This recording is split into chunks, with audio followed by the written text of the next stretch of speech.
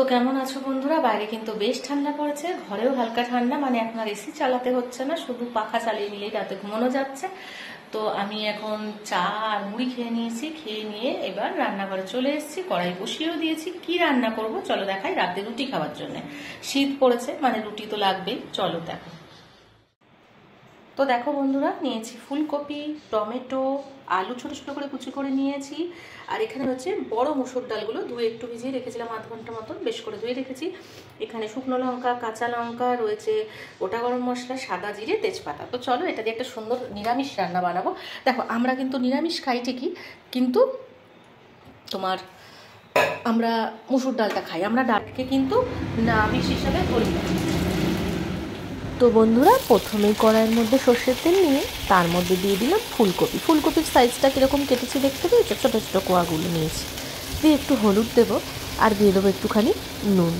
বেশটি করে লাল লাল করে ভেজে নেব। তাই ধরো না 50% মতন ভাজলেই এনাফ, 50-60। তো এবার তুলে নেব।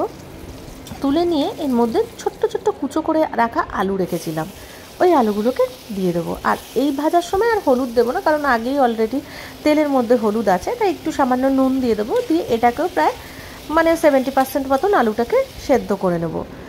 আর চন্দ্রমুখী আলু তো খুব ভালো সেদ্ধ হয়ে যায়। এটাকেও তুলে রাখলাম। এবার কড়াইয়ে আবার এক্সট্রা তেল অ্যাড করে তার মধ্যে একটা তেজপাতা ফোড়ন দিয়ে দিয়েছি। এবার দিয়ে দিলাম গোটা জিরে, গোটা গরম মশলা আর শুকনো লঙ্কা। তোমাদের তো আগে দেখিয়েছি আমি। তো এটাকে দিয়ে আমি ভালো করে ফোড়নটা ভাজা ভাজা করব। তারপরে এক কর মতন আমি আদা নিয়ে ঘষে নিয়েছিলাম, ওটাকেও ওর মধ্যে দিয়ে আমি ভাজা ভাজা করতে থাকবো। এরপর দিয়ে দেবো এক মুঠ টমেটো কুচি, আর তার মধ্যে কাঁচা লঙ্কা ফাটিয়ে দিয়ে দিলাম। তো এদিকে দেখো দিয়ে দিলাম জিরের গুঁড়ো আর ধনের গুঁড়ো 1 চামচ, মানে দুটো মিক্সড করে 1 চামচ। আমি তো বাড়িতে বানাই, একসাথে মিক্সড করে রাখি। এখানে দিয়ে দিলাম হলুদের গুঁড়ো পরিমাণ মতন, মানে যতটা আমি রান্না করব ডাল সেই আন্দাজে।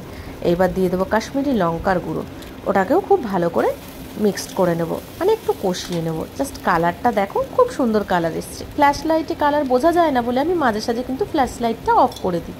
এবার নুন দিয়ে দিলাম আর একটু চিনি দিয়ে দিলাম। দিয়ে ডালগুলো যে ধুয়ে রেখেছিলাম, ডালটা আমি প্রথমে আধ ঘন্টা ভিজিয়ে রেখেছিলাম। এগুলো বড়ো সাইজের ডাল, হ্যাঁ, এগুলো এরকম খেতেই ভালো লাগে। তারপর ওটাকে জল ছেঁকে তুলে রেখেছিলাম, দিয়ে ওটা দিয়ে দিলাম। দিয়ে ভালো করে ওর সাথে কষালাম, কষিয়ে জল দিয়ে দেবো। এটা কিন্তু গা মাখা হবে বলে বুঝে জলটা দেবে।